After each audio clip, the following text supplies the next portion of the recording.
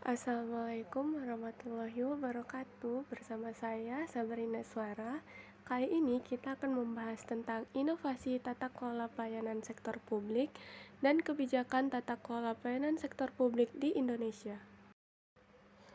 Pengertian menurut Yogi dalam LAN tahun 2007, secara khusus inovasi dalam lembaga publik dapat didefinisikan sebagai penerapan atau upaya membawa ide-ide baru dalam implementasi, dicirikan dengan adanya langkah perubahan yang cukup besar, berlangsung lama, dan secara berkala, cukup umum sehingga dalam proses implementasinya cukup besar terhadap organisasi dan tata hubungan organisasi.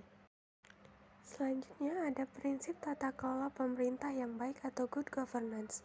Yang pertama itu ada transparansi, merupakan penyediaan informasi yang material dan relevan dengan cara yang mudah diakses dan dipahami oleh para pemangku kepentingan. Pemerintah wajib memberikan informasi yang relevan secara tepat dan jelas kepada para pemangku kepentingan sesuai dengan peraturan yang berlaku. Yang kedua, akuntabilitas merupakan prinsip dalam pelayanan publik yang meliputi kepastian dan ketepatan waktu pelayanan kepada masyarakat dan memberikan pelayanan apakah pelayanan diberikan itu sesuai dengan SOP yang berlaku. Yang ketiga, responsibilitas merupakan prinsip di mana pemerintah harus mematuhi peraturan perundang-undangan serta melaksanakan tanggung jawab terhadap masyarakat dan lingkungan sehingga dapat berjalan dengan baik dan pemerintah dapat dikelola dengan baik dan benar.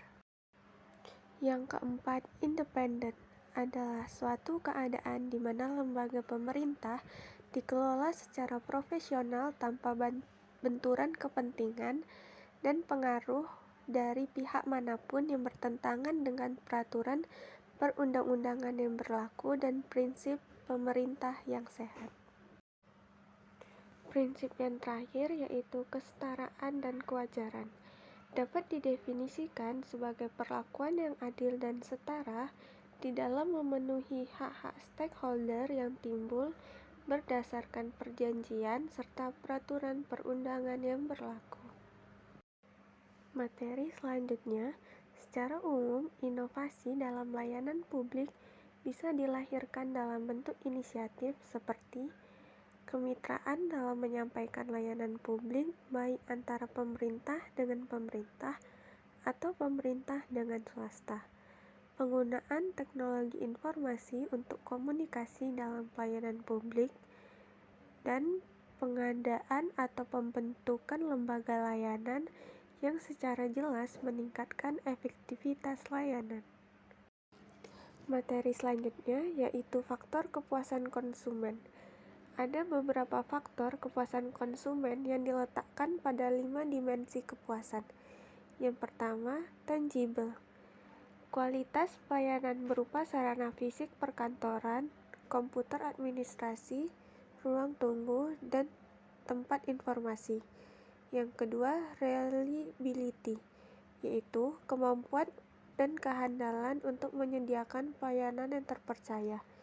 Yang ketiga, responsif, kesanggupan untuk membantu dan menyediakan pelayanan secara cepat dan tepat serta tanggap terhadap keinginan konsumen.